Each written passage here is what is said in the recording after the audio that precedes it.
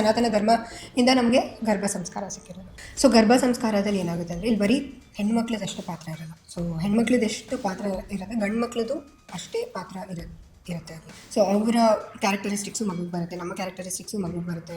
ಹಾಗಾಗಿ ಇಲ್ಲಿ ಇಬ್ಬರು ಮನಸ್ಥಿತಿನೂ ನಾವು ಕೂಲ್ ಡೌನ್ ಮಾಡಬೇಕಾಗುತ್ತೆ. ಫ್ಯಾಮಿಲಿ ಪ್ಲ್ಯಾನಿಂಗ್ ಸ್ಟಾರ್ಟ್ ಮಾಡಬೇಕು. ಓಕೆ, ನಾವೀಗ ಮಗು ಮಾಡ್ಕೊಬೇಕು ಅಂತ ಪ್ಲ್ಯಾನ್ ಮಾಡ್ತೀವಿ ನೋಡಿ, ಅದಾದಮೇಲಿಂದ 6 ತಿಂಗಳು ಗಂಡ ಹೆಂಡತಿ ಅವ್ರ ಮೇಲೆ ವರ್ಕ್ ಮಾಡಬೇಕಾಗುತ್ತೆ. ಸೊ ಗರ್ಭ ಸಂಸ್ಕಾರ ಎಲ್ಲಿಂದ ಸ್ಟಾರ್ಟ್ ಆಗುತ್ತೆ?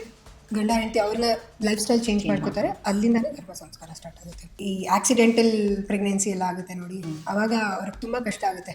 ಪೋಸ್ಟ್ ಪಾರ್ಟಮ್ ಡಿಪ್ರೆಷನ್ ಎಲ್ಲ ಬರುತ್ತೆ. ಸುಮ್ಮನೆ ಆಕ್ಸಿಡೆಂಟಾಗಿ ಮಾಡ್ಕೊಂಡ್ಬಿಡ್ತಾರೆ, ಮಿಸ್ ಆಗಾಯಿತು ಗೊತ್ತಾಗಿಲ್ಲ ಅಂತ. ಸೊ ಗರ್ಭ ಸಂಸ್ಕಾರದಲ್ಲಿ ನಾವು ಹೇಗೆ ಗಂಡ ಹೆಂಡತಿಗೆ ಸಪೋರ್ಟ್ ಮಾಡಬೇಕು ಪ್ರೆಗ್ನೆನ್ಸಿ ಟೈಮಲ್ಲಿ. ಸೊ ಎಷ್ಟೊಂದು ಜನಕ್ಕೆ ಆ ಸಪೋರ್ಟೇ ಸಿಗಲ್ಲ, ಗಂಡನ ಸಪೋರ್ಟು. ಸೊ ಆ ಸೀಮಂತ ಮಾಡೋದು ಏನಕ್ಕೆ ಅಂದರೆ ಹ್ಯಾಪಿಯಾಗಿರಲಿ ಹೆಂಡತಿ. ಸೊ ಎಷ್ಟು ಹ್ಯಾಪಿ ಆಗಿರ್ತಾರೆ, ಅವ್ರಿಗೆ ಹ್ಯಾಪಿ ಹಾರ್ಮೋನ್ಸ್ ರಿಲೀಸ್ ಆಗಿ ಅವರ ಡೆಲಿವರಿ ಏನಿರುತ್ತೆ ಅದು ಸರಾಗವಾಗಿ ಆಗುತ್ತೆ. ಅಷ್ಟು ಕಷ್ಟ ಪೇನ್ ಅನ್ಸಲ್ಲ ಅವ್ರಿಗೆ. ಹಾಗಾಗಿ ಅದನ್ನು ನಿಮಗೆ ಕರೆಕ್ಟಾಗಿ 8 ತಿಂಗಳು 9 ತಿಂಗಳು ಟೈಮಲ್ಲಿ ಏನು ಡೆಲಿವರಿ ಆಗುತ್ತೆ ಅನ್ನೋ ಟೈಮಲ್ಲಿ ಸೀಮಂತ ಮಾಡ್ತಾರೆ. ಸೊ ದಟ್ ಮೋರ್ ಹ್ಯಾಪಿ ಆಗಿದ್ದಷ್ಟು ಈಸಿ ಡೆಲಿವರಿ ಆಗುತ್ತೆ. ಈ ಸೀಮಂತದ ಫೇಸ್ನೇ ಇಡೀ ಫೇಸ್ ಅವ್ರ ಹೆಂಡತಿ ಯಾವಾಗ ಪ್ರೆಗ್ನೆಂಟ್ ಆಗ್ತಾರೆ ಅಂತ ಗೊತ್ತಾಗ್ತಾರೆ, ಅಥವಾ ಅದಕ್ಕಿಂತ ಮುಂಚೆಯಿಂದನೂ ಚೆನ್ನಾಗಿ ಹೆಂಡ್ತಿನ ಚೆನ್ನಾಗಿ ನೋಡ್ಕೊಂಡು ಬಂದುಬಿಟ್ರೆ ಪ್ರೆಗ್ನೆನ್ಸಿ ಜರ್ನಿ ಕಷ್ಟ ಅಂತಲೇ ಅನಿಸಲ್ಲ ಪೇರೆಂಟ್ಸ್ಗೆ.